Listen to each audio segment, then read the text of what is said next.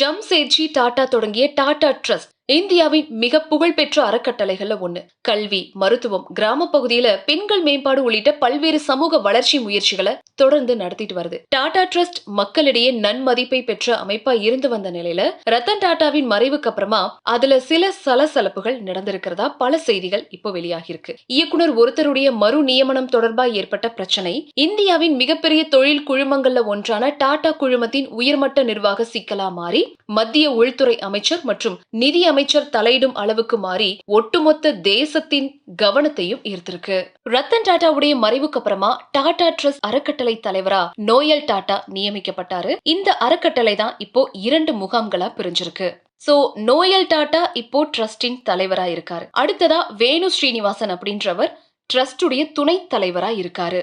விஜய் சிங் அப்படின்றவர் 2013 வருஷத்துல டாடா குழுமத்தோட தொடர்புல இருக்காரு. இவர் செப்டம்பர் 11ஆம் தேதி இவர் விலகி இருக்காரு. சோ இவருடைய விலகல் தான் பிரச்சனையின் மையமா மாறி இருக்கு. தற்போதைய பிரச்சனையின் மையமா 30 பட்டியலிடப்பட்ட நிறுவனங்கள் உள்ளிட்ட 400க்கும் மேலான டாடா நிறுவனங்களை நிர்வகிக்கிற டாடா சன்ஸ் நிறுவனத்துல இயக்குனரை நியமிக்கிறது தொடர்பான அதிகார மோதலாவும் கருதப்படுது. அதாவது ரத்தன் டாடா இருந்த வரைக்கும் டாடா ட்ரஸ்ட்ல எந்த பிரச்சனையும் கிடையாது. அவருடைய மறைவுக்கு அப்புறமா நோயல் டாடா தலைவரா பொறுப்பேற்றதுக்கு அப்புறமா தான் அறக்கட்டளை உறுப்பினர்கள் இடையில நம்பிக்கை குறைவு உண்டாகி இரு முகாம்களா பிரியற நிலையும் உண்டானதாகவும் செய்திகள் வெளியாகிருக்கு.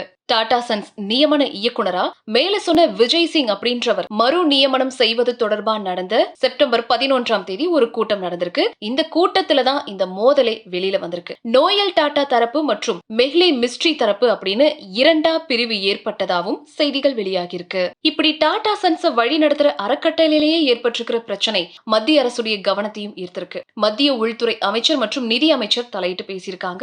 இந்த பிரச்சனை பெரிதாகிறது நாட்டின் பொருளாதாரத்தை பாதிக்கும் அப்படிங்கறதால இதற்கு தீர்வு காண வேண்டிய கட்டாயமும் இப்ப எழுந்திருக்கு. சோ இதை தொடர்ந்து டாடா சன்ஸ் தலைவரா 3வது முறையா என் சந்திரசேகரன் அப்படின்றவர் நியமிக்கப்பட்டிருக்காரு. அவருடைய 2வது பதவிக்காலம் 2027 முடிவடைகிற நிலையில குழுமத்தின் திட்டங்கள் மற்றும் தொலைநோக்கு பார்வை தொடர்வதற்காக அவருக்கு 3வது 5ஆண்டு நீடிப்பும் கொடுக்கப்பட்டிருக்கு. சோ இந்த சிக்கல் 2016ல ரத்தன் டாடா ஜைரஸ் மிஸ்ட்ரிக்கு இடையில ஏற்பட்ட பிரச்சனையை நினைவுபடுத்தினாலும் டாடா சன்ஸ்க்கு எந்த சிக்கலும் இல்ல அப்படின்னு சொல்லியிருக்காங்க. இருந்தாலும் இயக்குனர் குழு நியமனத்தை கட்டுப்படுத்துறது, முக்கிய முடிவுகள் தொடர்பா அனுமதி பெறுவது, டாடா சன்ஸ் நிறுவனத்தை பங்குகளை வெளியிட வைக்கிற ரிசர்வ் வங்கி விதி தொடர்பா விலக்கு பெறுவது உள்ளிட்ட விஷயங்கள் இந்த பிரச்சனையுடைய பின்னணியில இருக்கு அப்படின்னு சொல்லப்படுது.